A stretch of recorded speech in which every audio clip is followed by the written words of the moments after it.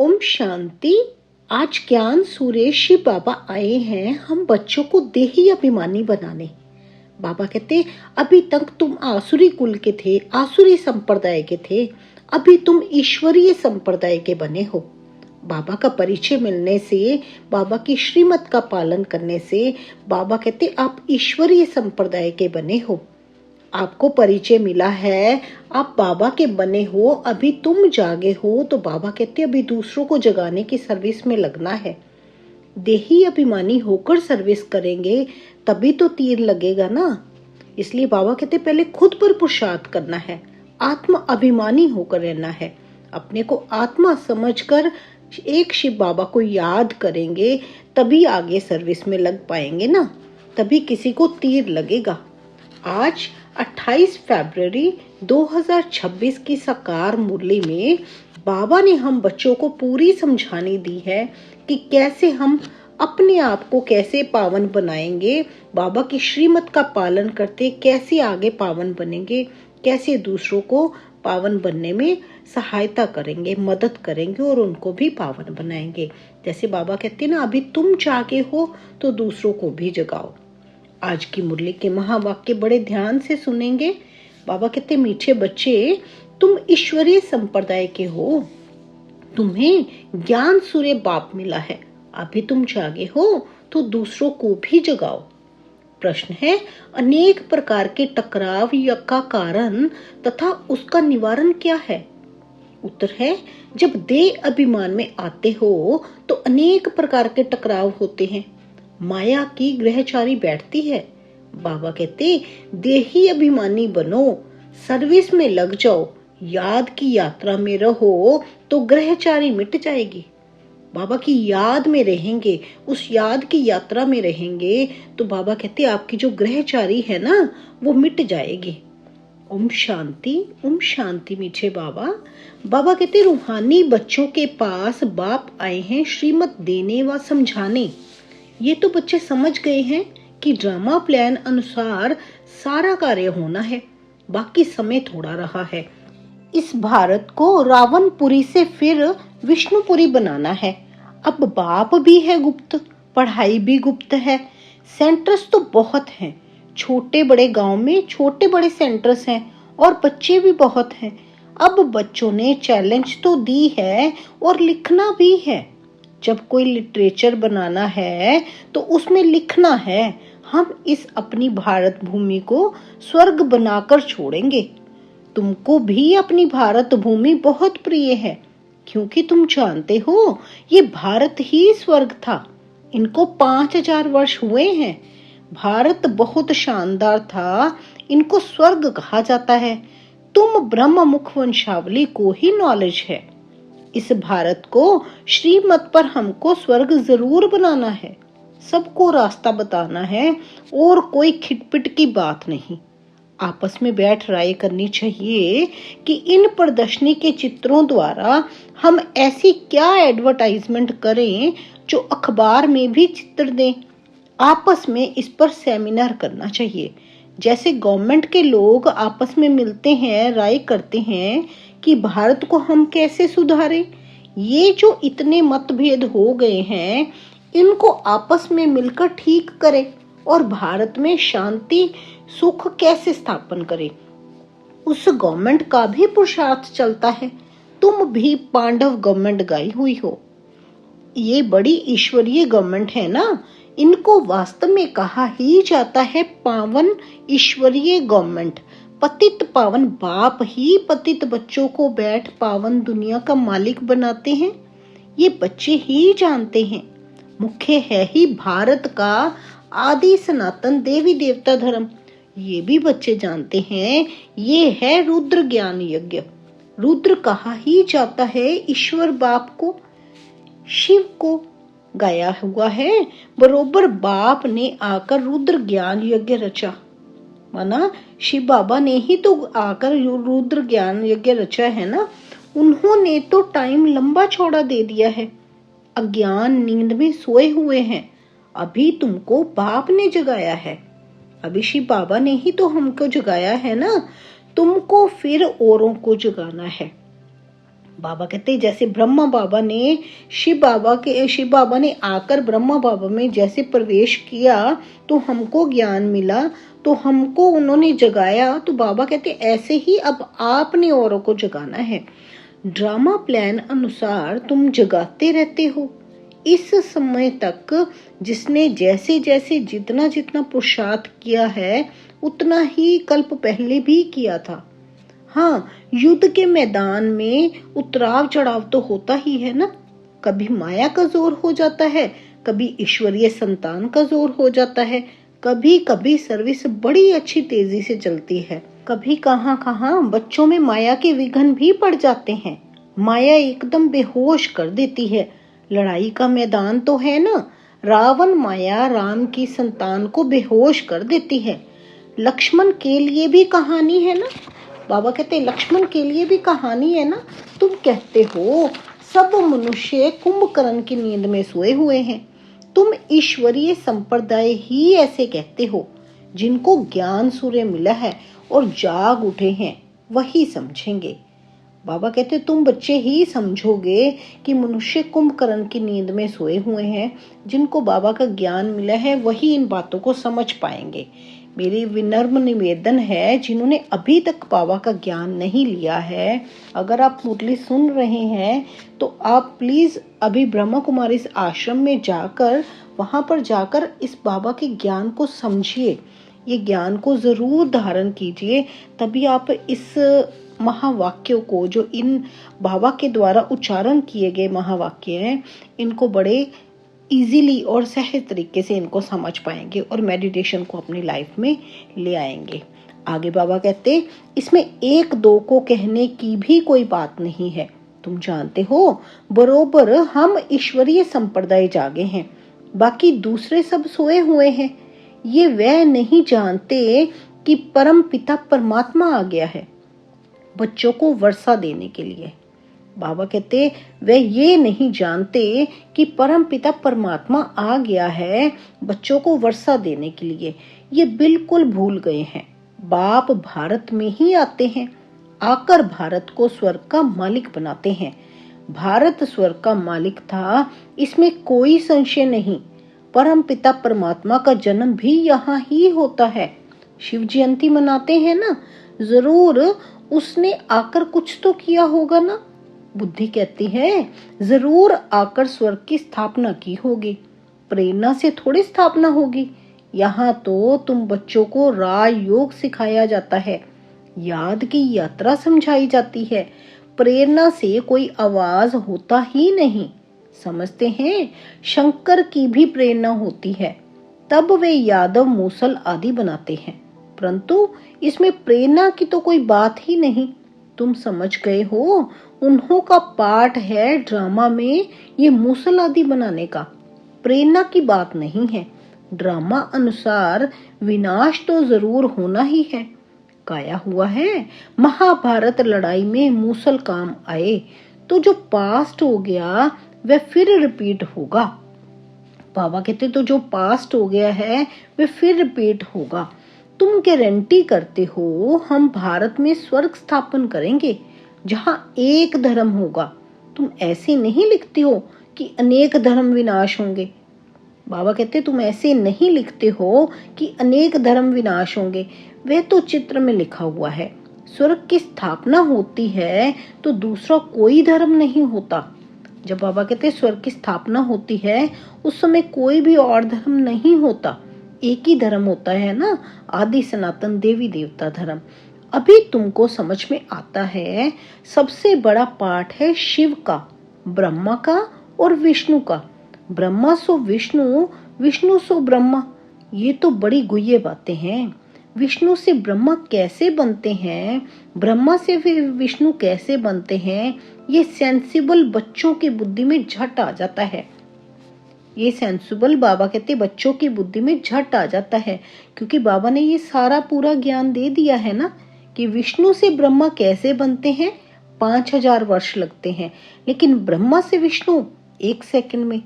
जैसे ज्ञान लिया तभी बाबा ब्रह्मा से विष्णु बन जाते हैं। दैवी संप्रदाय तो बनते ही हैं, एक की बात नहीं है। इन बातों को तुम बच्चे समझते हो। बाबा कहते तुम दैवी संप्रदाय तो बनते हो, एक की बात नहीं है। बाबा के सभी बच्चों की बात है, सभी दैवी संप्रदाय में जाते हैं जिन्होंने बाबा का ज्ञान लिया है। इन बातों को तुम बच्चे ही समझते हो, दुनिया में एक भी मनुष्य नहीं समझता। वह लक्ष्मी नारायण व विष्णु की पूजा भी करते हैं, परंतु उनको ये पता नहीं कि विष्णु के 2 रूप लक्ष्मी नारायण हैं जो नई दुनिया में राज्य करते हैं। बाकी 4 भुजा वाला कोई मनुष्य नहीं होता। बाबा कहते 4 भुजा वाला कोई मनुष्य नहीं होता। लक्ष्मी और नारायण दोनों के कंबाइंड रूप को ही विष्णु कहा गया है ना। तो 4 भुजा, 2 लक्ष्मी की, 2 नारायण की, 4 भुजा वाला कोई मनुष्य नहीं होता। ये सूक्ष्म वतन में एम ऑब्जेक्ट दिखलाते हैं प्रवृत्ति मार्ग का। ये सारे वर्ल्ड की हिस्ट्री ज्योग्राफी कैसे चक्र लगाती है ये कोई नहीं जानते।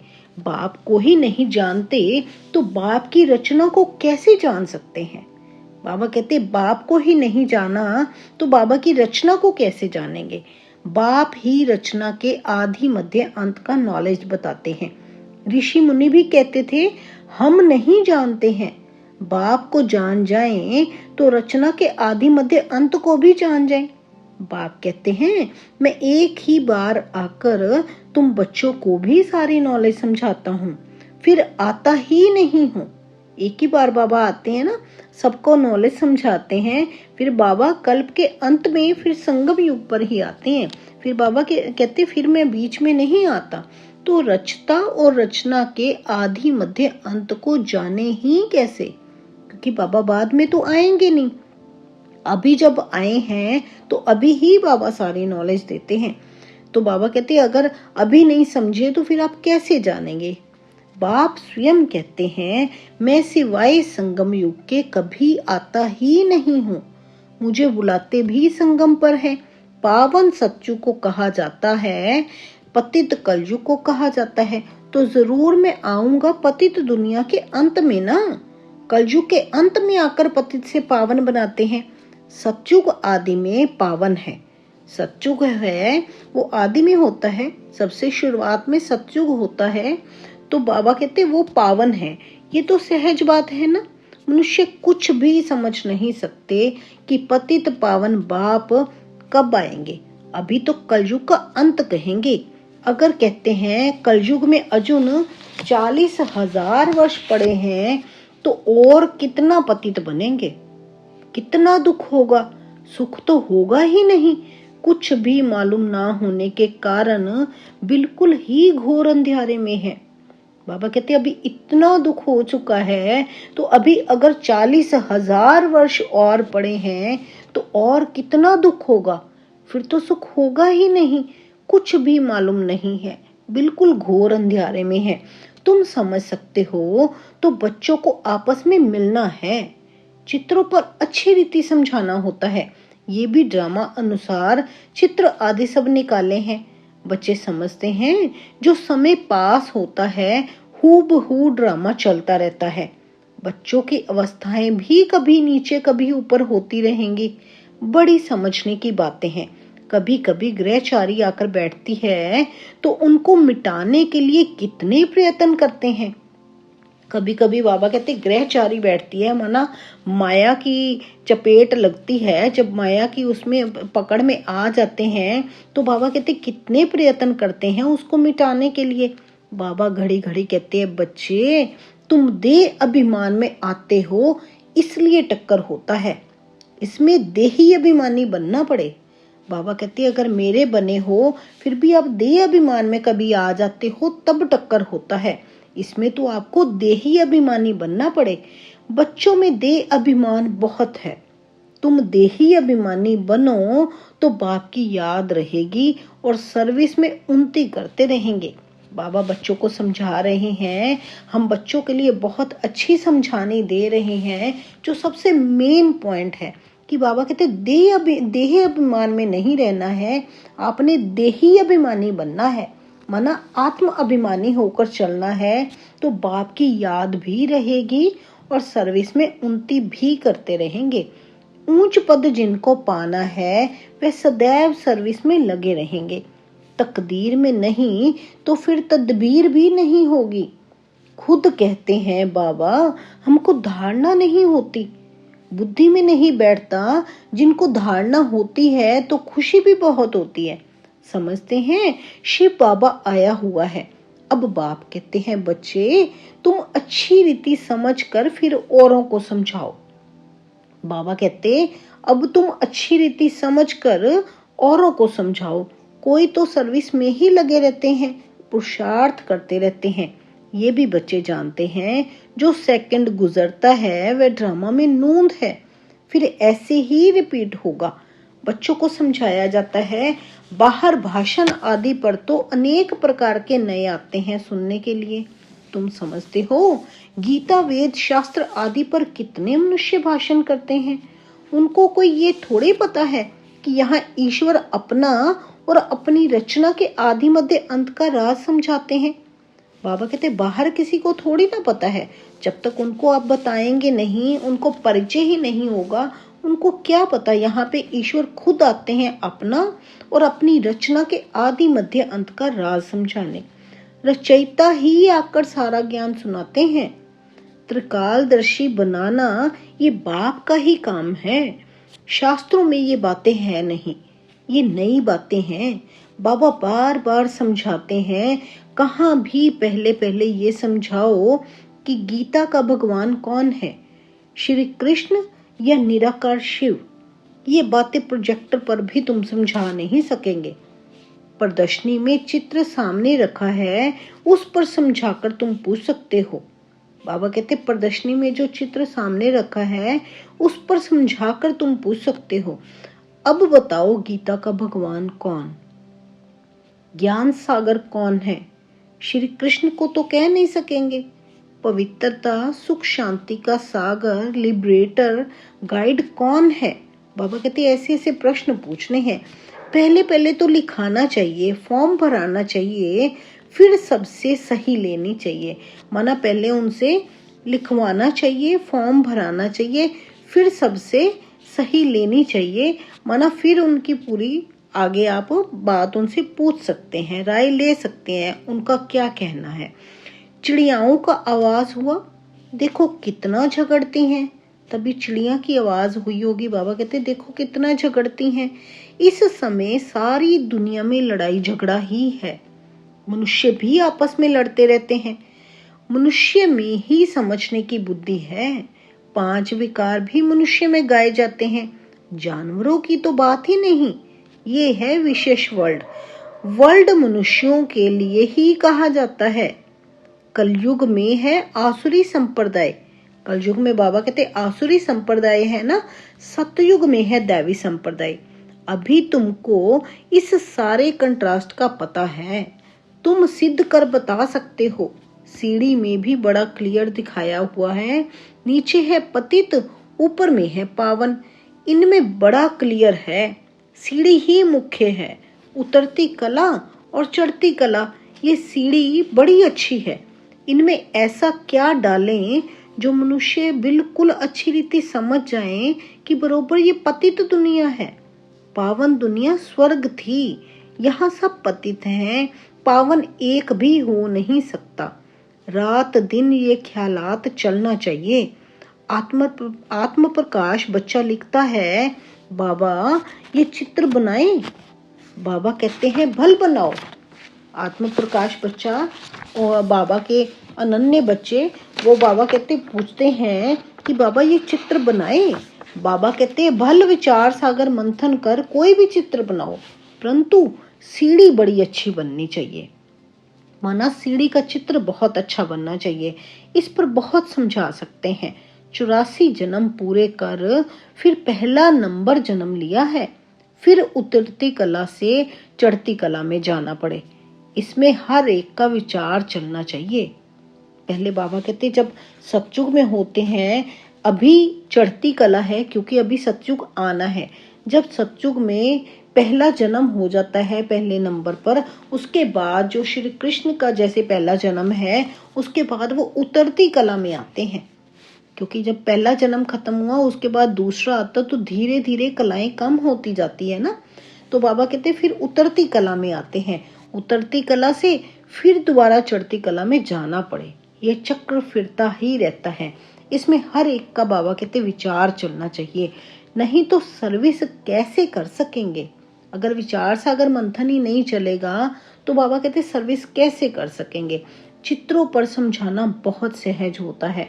सतयुग के बाद सीढ़ी उतरनी होती है, ये भी बच्चे जानते हैं। हम पार्टधारी एक्टर्स हैं। बाबा कहते ये भी बच्चे जानते हैं कि हम पार्टधारी एक्टर्स हैं। यहाँ से ट्रांसफर हो सीधा सतयुग में नहीं जाते हैं, पहले शांति धाम में जाना है। हाँ, तुम्हारे में भी नंबरवार हैं जो अपने को पार्टधारी समझते हैं इस ड्रामा में। दुनिया में ऐसा कोई कह ना सके कि हम पार्टधारी हैं। हम लिखते भी हैं कि पार्टधारी एक्टर्स होते हुए भी ड्रामा के क्रिएटर, डायरेक्टर आदि मध्य अंत को नहीं जान सकते तो वह फर्स्ट क्लास बेसमझ हैं। अगर वो ड्रामा के एक्टर्स होते भी क्रिएटर, डायरेक्टर आदि मध्य अंत को नहीं जान सकते तो बाबा कहते वो फर्स्ट क्लास बेसमझ हैं, उनको कोई समझ नहीं है। ये तो भगवानुवाच है ना। शिव भगवानुवाच ब्रह्म तन द्वारा, शिव भगवानुवाच ब्रह्म तन द्वारा। ज्ञान सागर वह निराकार है, उनको अपना शरीर है नहीं। बड़ी समझने की युक्तियां हैं। तुम बच्चों को बड़ा नशा चाहिए कि हम किसकी गलानी थोड़ी करते हैं। ये तो राइट बात है ना। जो भी बड़े बड़े हैं उन सबके चित्र तुम डाल सकते हो। बाबा कहते जो भी बड़े बड़े हैं ना उन सबके चित्र तुम डाल सकते हो, सीढ़ी कोई को भी दिखला सकते हो। अच्छा, मीठे मीठे सिके लधे बच्चों प्रति माता पिता बाप दादा का याद प्यार और गुड मॉर्निंग। रूहानी बाप की रूहानी बच्चों को नमस्ते। हम सब रूहानी बच्चों की रूहानी माता पिता बाप दादा को गुड मॉर्निंग, नमस्ते, ओम शांति। शुक्रिया मेरे बाबा, शुक्रिया। धारणा के लिए सार है, भारत में सुख शांति की स्थापना करने व भारत को स्वर्ग बनाने के लिए आपस में सेमिनार करना है। श्रीमत पर भारत की ऐसी सेवा करनी है। सर्विस में उन्नति करने व सर्विस में ऊंच पद पाने के लिए देही अभिमानी रहने की मेहनत करनी है। क्योंकि देही अभिमानी बनने में ही तो मेहनत है ना। बाबा के तो उसमें मेहनत करनी है।